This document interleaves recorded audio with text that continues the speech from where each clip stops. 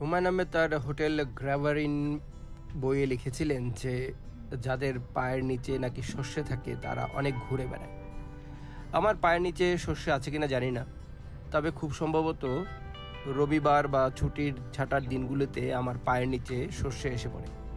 So আমি বেরিয়ে পড়ি। আজকে যেমন যাচ্ছি, আমি এখন ফিরে যাচ্ছি আমি যেদিকে থাকি সেদিকে, মংককের দিকে। সো পথিমধ্যে আমরা কিছু কথাবার্তা বলবো, আপনাদের সাথে শেয়ার করব কিছু তথ্য। আমরা এখন দাঁড়িয়ে রয়েছি একটি, আপনারা দেখছেন লাল বাতি জ্বলে রয়েছে।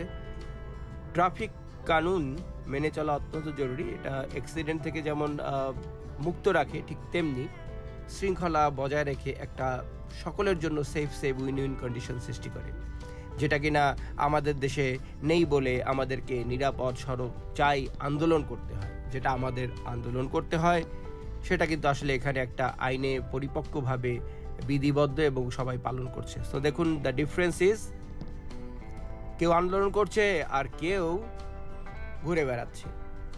ওয়েল, আমি বাসে করে যাচ্ছি।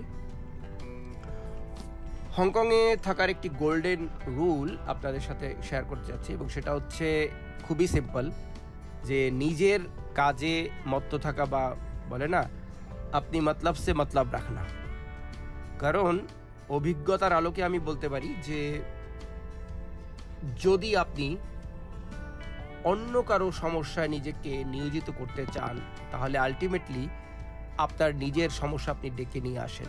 বিকজ এই একটা জীবনে নিজের কিছু করার জন্য, গড়াগাথার জন্য সময় কিন্তু আছে প্রচুর, কিন্তু সেটা যদি এদিকে ওদিকে আপনি বিলিয়ে দেন, আমি বলছি না যে একান্ত আপনি যাবেন না। যদি ইমার্জেন্সি হয়, যদি কোনো জনগুরুত্বপূর্ণ হয়, বা যদি একান্ত আপনার পারিবারিক ব্যক্তিগত হয়, তাহলে অবশ্যই আপনি যাবেন বন্ধু বান্ধবের সাথে। কিন্তু আদারওয়াইজ এমনিতেই খামোখা যেটা আছে না, আমরা অনেকেই করি, এটা একটা সময় আমারও ছিল, যে just hang out, just time pass. Now I have learned my lesson very dearly. মানে ডিয়ারলি বলা ঠিক হলো না, ভেরি ব্যাডলি অ্যাকচুয়ালি। সো এটা একটা গোল্ডেন রুলকে নিজের মতলবে মতলব রাখা জরুরি। তাতে কি হবে, কারোর সাথে কোনো ঝামেলা আপনি জড়াবেন না এবং আপনার কাজগুলো সুন্দরভাবে হবে। আচ্ছা, আমরা এখানে দেখতে পাচ্ছি এই যে ইলেকট্রিক ওয়্যারগুলি উপর থেকে যাচ্ছে, অনেকটা ফের বাংলাদেশের মতোই। এর কারণ হচ্ছে এটা রিমোট এরিয়া, এবং এখানে মাটির নিচ থেকে না নিয়ে আমরা দেখতে পাচ্ছি উপর থেকে ওয়্যারগুলি যাচ্ছে। দূরে পাহাড়, মানে হংকং একটি ছোট দেশ হলেও একটি পাহাড়ময় দেশ বলা যায়।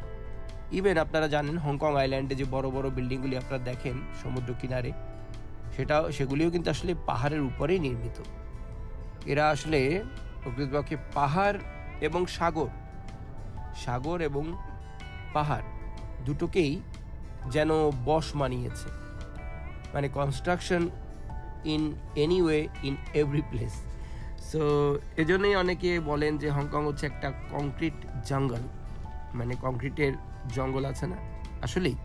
কিন্তু প্লেন থেকে উপর থেকে যখন দেখা হয় তখন কিন্তু খুবই সুন্দর দেখা যায়। যদি আবহাওয়াটা খুব ভালো হয়, তাহলে এই বিল্ডিংগুলি যেটা আমরা নিচে বসে দেখছি, বেচারা আমরা দেখছি, সেটা যদি আমরা উপর থেকে দেখি তাহলে আরও নয়নাভিরাম, আরও সুন্দর, একদম স্ফটিকের ন্যায় দেখাবে, খুবই সুন্দর দেখা যায়।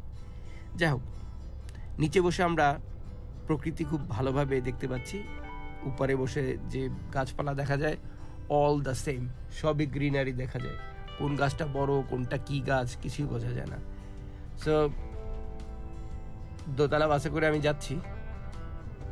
এবার আমি যাচ্ছি আসলে সেন্ট্রালের দিকে, হংকং আইল্যান্ডের দিকে। সো এর মানে হচ্ছে আমার রুট একটু পরিবর্তিত। আমি এসেছিলাম কাউলুন থেকে নিউ টেরিটরি, এখন নিউ টেরিটরি থেকে আমি যাচ্ছি হংকং আইল্যান্ডে, সেন্ট্রাল। তো যাই হোক, একটা গোল্ডেন রুল তো আমি বললাম হংকংয়ে থাকার বিষয়ে বা হংকং লাইফের ব্যাপারে। আরেকটি জিনিস, এটা শুনতে হয়তো একটু অড মনে হলেও, যেটা আমি ব্যক্তিগত অভিজ্ঞতা থেকে মনে করি, যে স্বগোত্রীয় লোকদের থেকে একটু দূরে থাকলে বোধ করি কিছুটা ভালো। তার মানে আমরা অনেক সময় থাকি না যে পরিজন বা পরিচিত জনদের সাথে একসাথে আশপাশে থাকি, এটা আসলে আমার মতে হংকংয়ে একটু ভালো দেখা যায় না। একটু দূরে দূরে থাকাই ভালো। স্বগোত্রীয়দের থেকে। প্রয়োজনে তো কন্ট্যাক্ট করাই যাচ্ছে, সেটা অত্যন্ত জরুরি জিনিস। অ্যান্ড আই এম শিওর কে বাংলাদেশেও এটা আমরা অনেকেই করে থাকি, কিন্তু বিদেশে যদি সাহারা বলেন মানুষকে কমজোর করে দেয়। আপনি যদি আত্ম উন্নয়ন করতে চান, নিজে একা একা কিছু করতে চান, নিজের সমস্যাগুলি মেটাতে চান, তাহলে আরও ওয়ে আছে। স্বগোত্রীয় কারো কাছ থেকে চাওয়া বা তার কাছে মানে একটু বেশি হেলে পড়া, এটা একটা কমজোরির লক্ষণ। কিন্তু আপনি যদি নিজে থেকে নতুন ওয়ে, নতুন পিপল বা নতুন একটা আপনার গ্রুপ তৈরি করতে পারেন, সেখানে কিন্তু আপনার অভিজ্ঞতা বা আপনার যোগ্যতার পরাকাষ্ঠা প্রমাণ পায়। এবং বিদেশে আপনি এসেছেন, তার মানে কি আপনি একটা নতুন সমাজ, দেশ এবং আবহের সাথে মিশতে এসেছেন। So enjoy it. I think that is another golden rule. At the same time আমি তাও বলছি যে অবশ্যই আপনি নিজের মানুষের সাথে দেখা করবেন, সেটা দরকার, একটা আত্মার প্রয়োজনে দরকার। But limit that time, everything in moderation. যেমন আমরা খাবারও খাই, যদি শুধু ভিটামিন সি খাই তাহলে অন্যান্য ভিটামিনগুলি ল্যাকিং হবে, রাইট? সো যা হোক, আমি তো বলছি কারণ এই কথাগুলি হয়তো শুনতে একটু খারাপ শোনা যায়, কিন্তু তারপরেও এভাবে করা উচিত। সেলফ হেল্প যে ব্যাপারটা না, সেটা কিন্তু আপনার মধ্যে খুব ভালোভাবে মানে গেঁথে যায়। তখন কিন্তু আপনি নিজের যে স্বাবলম্বী হওয়ার যে ব্যাপারটা, সেটা কিন্তু আপনার মধ্যে চলে আসে। বিদেশে আসলে তো এমনিতেই হয়, কিন্তু যদি আপনি মনে করেন অমুকে আমাকে করে দেবে, বা অমুক থেকে একটা জিনিস চাই, বা অমুক থেকে একটা সাহায্য চাই। আর ইনফরমেশনের কথা যদি বলেন, তাহলে ইনফরমেশন কিন্তু আসলে এখন ইথারে ঘুরে বেড়াচ্ছে। আমরা সকলেই জানি আমাদের হাতের মুঠোর মধ্যে ইনফরমেশন রয়েছে।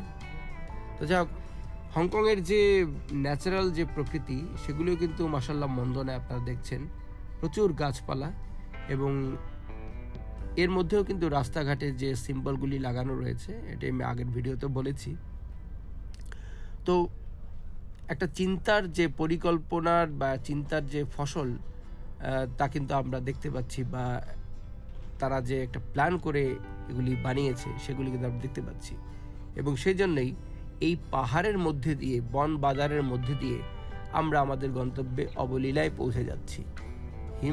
Human brain is really very powerful.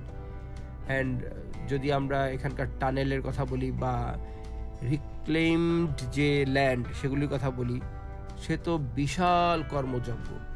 মানে বিশ্বাস করতেও একসময় কষ্ট হতো যে সমুদ্র দেখেছি একটা সময় হংকংয়ে, বিশেষ করে স্টার ফেরির কথা যদি বলি,